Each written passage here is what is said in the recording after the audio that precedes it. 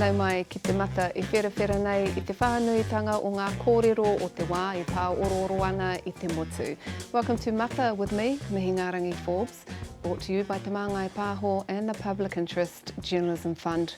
Later we'll talk to commentators Tau Henare and Bernie O'Donnell, but first I'm joined in studio by New Zealand First candidate and the former Minister for Regional Economic Development, Shane Jones. Now New Zealand First's campaign slogan, Take Back Our Country, is focused on 5 key issues: taking a stand against racist separatism, fighting Australian-owned banks and the supermarket duopoly, investing in health, social services and crime prevention, tax reform and taking on the gangs. They're also promising to ban trans women from women's toilets and to make English an official language of Aotearoa New Zealand. Tēnā koe, Shane, nau mai hara mai. Kia ora. Good to be back. Ka pai, I te tuatahi ko hinga Dan Mihaka has passed. Do you have a reflection, a kōrero about Dan? We first encountered Dun when we were at St. Stephen's School. Dame Whina brought the Matakite March in 1975, I think it was, to Tipene, and Dun Mihaka was a part of that, and then he set off and led his own splinter march around Te Tairāwhiti through the east coast. And obviously we all knew him through Waitangi, and the Mihakas are a famous whānau from Te Uri Taniwha, the people around Ohaiwai, near Kaikohe. So, nui no atu te mihi ki tēnei tōtara, he roto I te whare tapu o ngā pohi kua hinga. Aha ko ngā mākenutanga, aha ko ngā tutukitanga, e moi e Dan moi o te atu e. Tēnā koe, I certainly remember him turning up at Parliament through the late 90s and early 2000s, you know, with his different taki here and there. And I also remember you in Te Kawariki on the treaty grounds when I first started calling for the government to honour the treaty, whakamana I te reo Māori me e rā huatanga. What do you think your 25-year-old self would say about your policies today? I think our saying was whakatutukitia ngā wawato te treaty, which meant give effect to the aspirations of the treaty. And there were 4 of us, Massey Nathan, Joanne Falkner, Henare Pūriri and myself, who led a wee petition in 1978. In fact, that petition caused me to be chucked off the Governor-General's residence, I think, with Dun Mihaka some years later with Joe Williams skulking around the side. I think a lot of what we set out to achieve in respect of the treaty has been delivered upon. And where I've ended up parting company is the way in which the treaty has been, I feel, unhinged from its moorings. And now it's used as a justification for every inequity that befalls us as a people. And I genuinely feel that with the ideological fervour driving for co-governance, it has the capacity to weaken our status as a nation. And I genuinely feel that New Zealand not only has some big internal challenges, but we've got the potential Sino-American adversarialism in the Pacific. And I'm very worried about internal bickering, undermining our capacity and our robustness as a nation. What about some of those actual inequities, though? How do we address those? They're not being addressed, and they haven't been addressed for decades and decades, if not a century. So you're talking about, you know, the new kind of stuff you're talking about, but what about the actual true inequities? Without a doubt, if you look at truancy and the ongoing prison statistics, these seem like a historical... Life expectancy. Yeah, and even teenage pregnancies, the mortality rate. I don't think you can necessarily expedite addressing them just by invoking the treaty. And what's really annoyed me is that the quality of the output and the content of the policy has not matched the rhetoric of the treaty over the last 3 years. So what's your solution to health inequities? Just let's use that as an example. The best solution is frontline. And so I'm a great supporter of diverse delivery of frontline services. If you want to deal with whether or not it's diabetes, whether or not it's kids not going to school. So what is diverse delivery? What's diverse delivery? Well, if you've got, as is in the case of Kaitaia, we've got Te Heku Health, Honehara would have set up a service. Those services, if they're Māori-specific services? Well, those ones in Kaitaia, they service everyone. And I would say in an area like Northwood... But they're Māori services, and that's what's the key to them, because Māori feel comfortable to come to them, and they have relationships. But if you judge the quality of the service based on the outcome, that's positive. But if you pretend by invoking the name of the treaty and dredging up yet more tribunal reports, you're going to improve the quality of frontline service. I thoroughly disagree with that. Frontline service is when you can change the lives of people so that they make choices themselves to take and do better things with their lives. And you can have 1,000 million Waitangi Tribunal reports, which is why I've become very cynical about the Waitangi Tribunal. Isn't the point of settlements, though, is that Māori can take care of themselves? Yeah, the property rights settlements, of which I was a part, are something that is an important feature of our New Zealand history. But know this from me, I am never going to agree with the new type of claims. Number one, a separate tax system for te iwi Māori. Number two, self-governance. Number three, creating democracy in the vein of co-governance. I'm just talking about the fundamental ability to be healthy and the life expectancy between Māori, and it's still at 7.8 for a Māori male. So, and we just talked about that delivery service, and I think we're on the same page. Is that those Māori organisations are working? I think we're a parted company with some of the more shrill voices. Is that I know there's need there. I'm a part of that need. I've been very ill myself. But I've become very cynical for a small group who are invoking and dragging the treaty through legislation and pretending just by popping it into legislation we're going to improve the prospects of a working class or beneficiary class whānau in Moerewa. That's rubbish. I just want to move on. It's been a week of policy announcements for New Zealand First, and one of them has been a policy around the toilets. So talk me through the toilet policy. Well, it's less about toilets and it's more about what has happened to womanhood in New Zealand. And I'm surprised that women themselves have allowed this virus and this narrative of trans rights to essentially trump womanhood. So you were actually in a party with Georgina Bayer, the first transgender politician. Did you express these concerns that you had to her back then? What do you think she would say about your toilet policy? Dover and I knew Georgina very well. I don't ever recall Georgina calling for males to join female rugby teams or female sports teams or female Olympic teams. Where would you like Georgina to have gone to the toilet at Parliament? With you in Winston? Well, I've no recollection of Georgina ever raising those kinds of issues for us. What Winston wasn't is an saying, issue for her because she was able to use the what female Winston toilet. is saying, we have allowed critical gender theory to become so central and so paramount that, in my view, I'm not going to waste any of my political effort on that particular issue that afflicts maybe or impacts less than 1% of the population. I'm here to deal with more fundamental issues that are going to change the course of the nation. Why have you got a toilet policy there if you're here to deal with other issues? We're responding. And it might be 1% of the population, but it's one of the population who has the highest, they're the most at risk, they have the highest suicide policy, and you are preventing them from feeling safe. Well, let's just agree to disagree. There's no shortage of people who have said to us that this is an issue that needs to be ventilated. And the boys' toilets, Georgie, and the rest of you.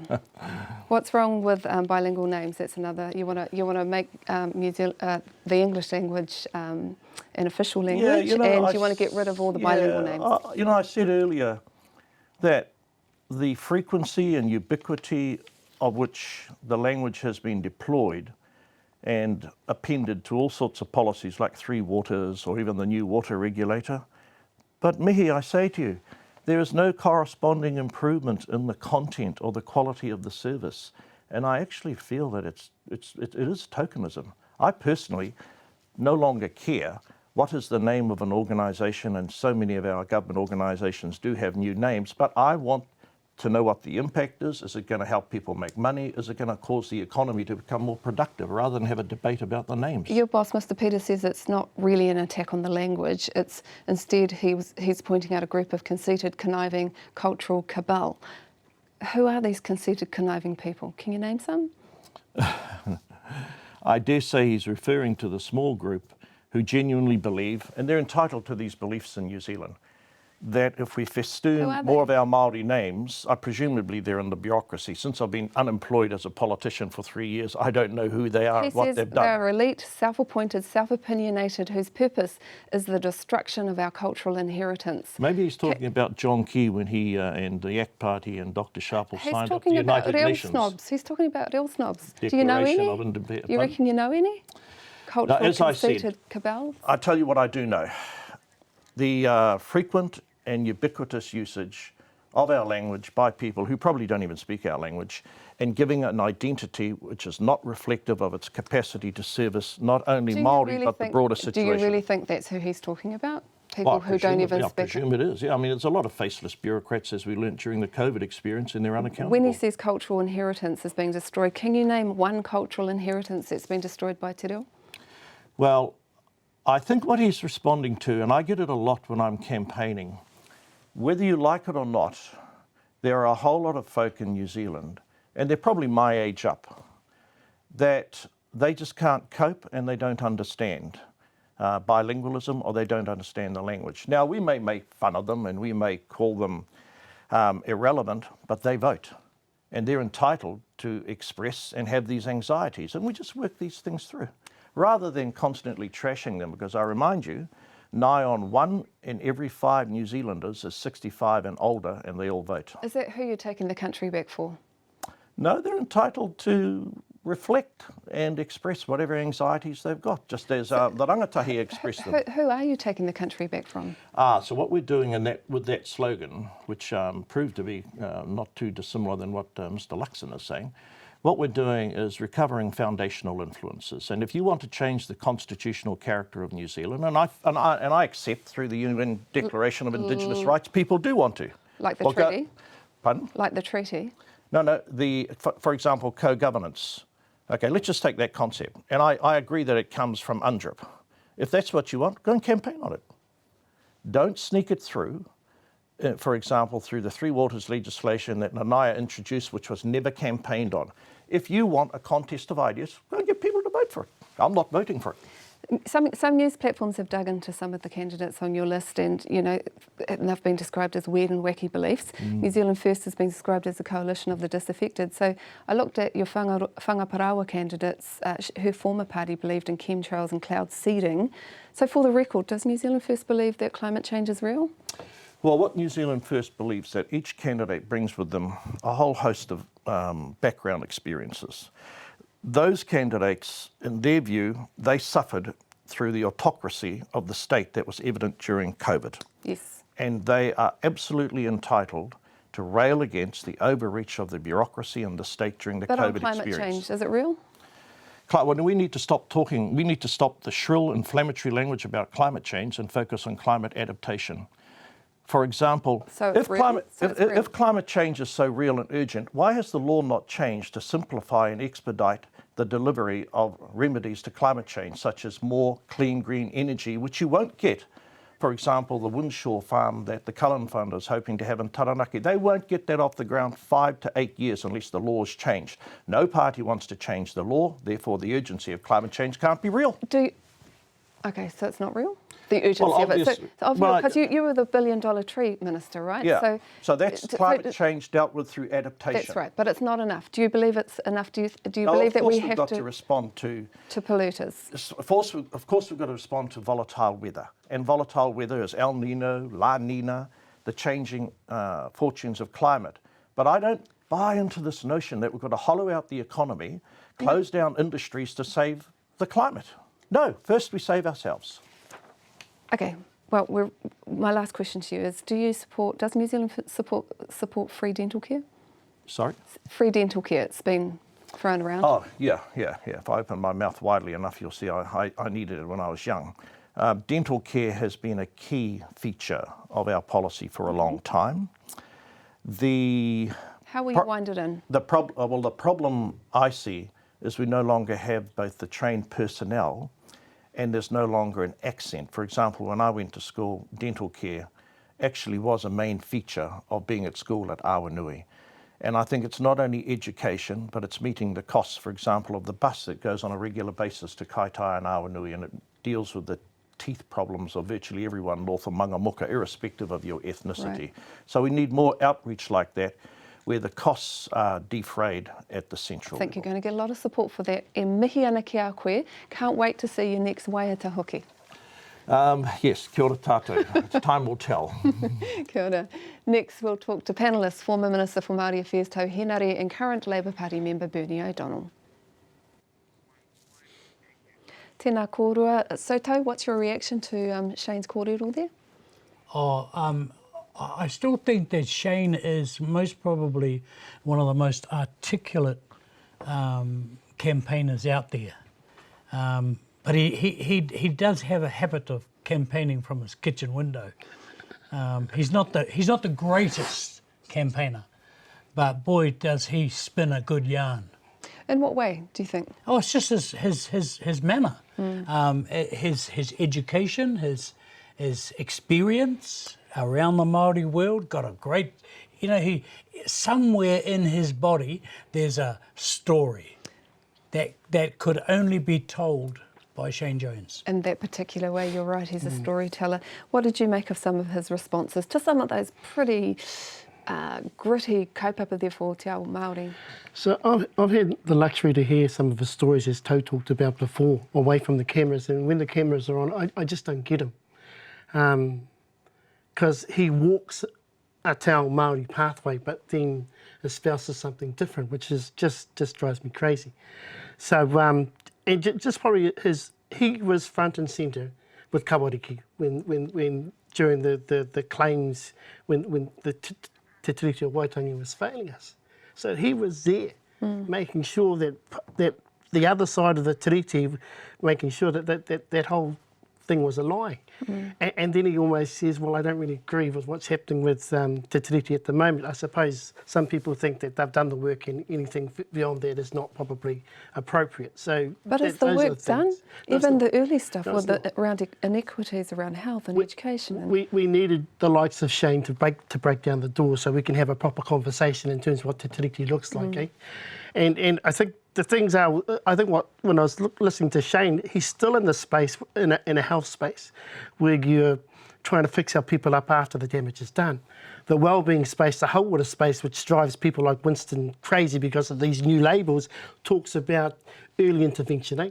Uses the whare tapawhā as the determinant of the whare tapawhā as a guideline for us to start to intervene before our people get sick. And that's part of the Tiriti journey. Tau, you were also in Parliament with Georgina Bayer. What do you think she would have made of his kōrero around the toilet policy? Oh, most probably laughed. It's not. I just don't think it's a big issue. Well, it's a policy. Yeah, but that's only for boomers. Honestly, a lot of the rhetoric. It's like Bernie says. You know what the saddest thing is that when you're running in a general seat, you choose to bag your own people. And that's the saddest thing. I mean, I like Shane. Do you think that's what he's doing here? Yeah, absolutely. That's what New Zealand First is doing here. I expect that from other parties. Is it dangerous? If you're Māori, being on the receiving end? I don't think it's dangerous. I mean, I think Māori have lived in danger ever since 1820. Look, at the end of the day, I applaud people who get off their jacksies and do mahi for their people and get results. I just think it's wonderful. But to use your own people, to say get out of the pubs, get off your nonos, the cousins on the couch. I mean, for goodness sake, the system put them there in the first place. We talked about the coalition of the disaffected, and he said everyone's allowed to have their whakaaro. They've all, had pain and felt like they've been oppressed and stuff.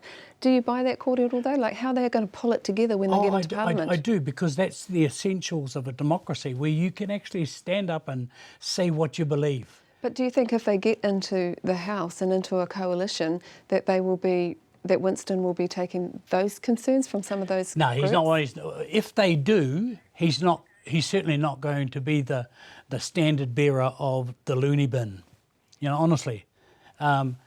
At the end of the day, what Winston is doing and what New Zealand First is doing is trying to garner as much bycatch as possible, so that they can get to the 5%.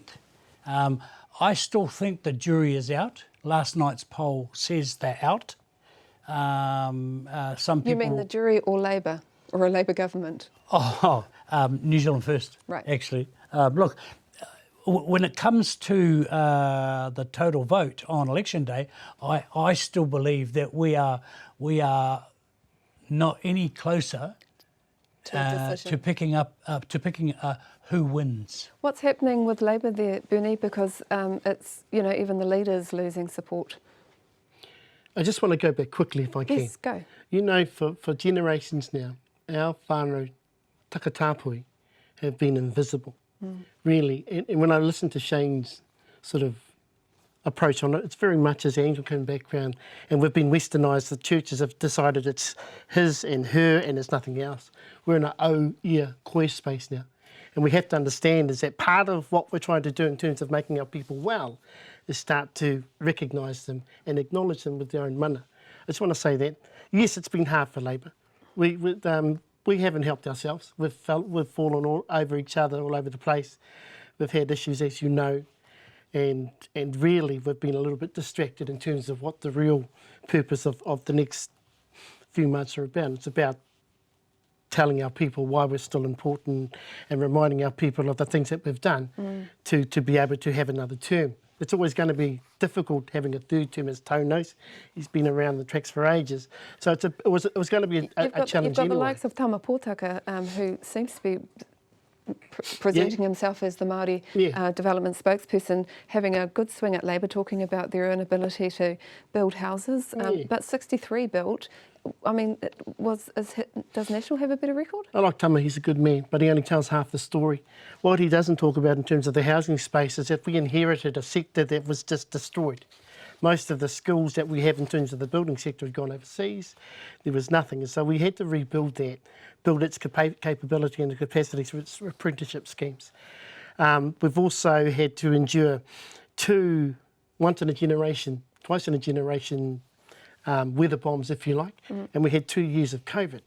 And we've got to remember also we had to rebuild our communities that suffered from the flooding. I've got to give Tau a turn back. Of course, but I think it's important to know is that we're on track, but it's the things that have stopped us from progressing is the point, and Tama doesn't tell the whole story. Kapo, just on Tama, because National has, decently placed Tama Pōtaka Hare Te Hipango and Hinu Rewa Te Hau. What do you make of the list?